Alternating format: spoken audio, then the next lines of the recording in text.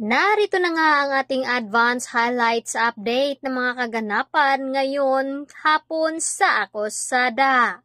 Nagulat nga itong si Amber at Tristan nang biglang harangan ang kanilang sinasakyan dahil pupunta nga ito kila Carol at Wilfred dahil inutusan agad dito ni Carol itong si Tristan na sunduin nga itong si Leah sa bahay nila dahil wala pa nga itong alam tungkol sa nangyari nga dito kay Wilfred at Carol. Kaya naman dito nagdesisyon si Tristan na puntahan agad itong si Leah.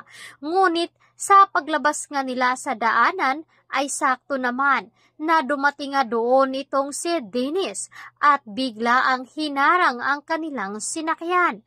Labis ang takot dito ni Leah at ni Tristan dahil alam na nga nila ang totoo, ang pakay dito ni Dennis upang makuha itong si Leah at Tristan at gagamitin umano ito ni Dennis upang gawing pain dito kay Carol dahil hindi nga daw papayag itong si Dennis na hindi niya mababawi itong si Carol.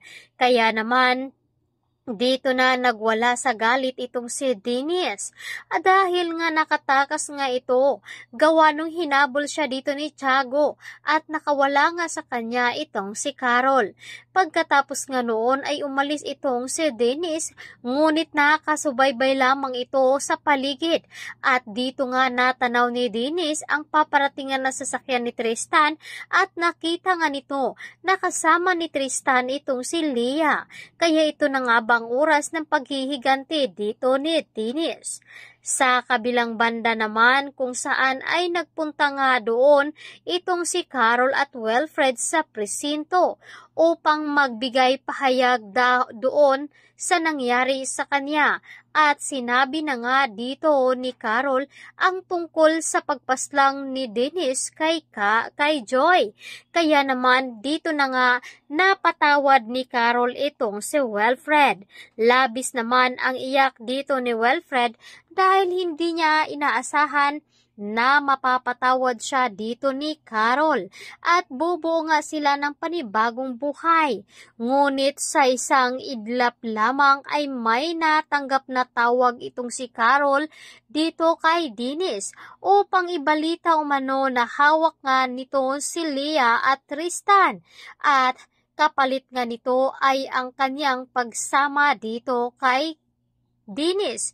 Kaya naman sinabi dito ni Carol na gagawin niya umano ang lahat upang mailigtas lamang ang kanyang anak pati ang kanyang kapatid.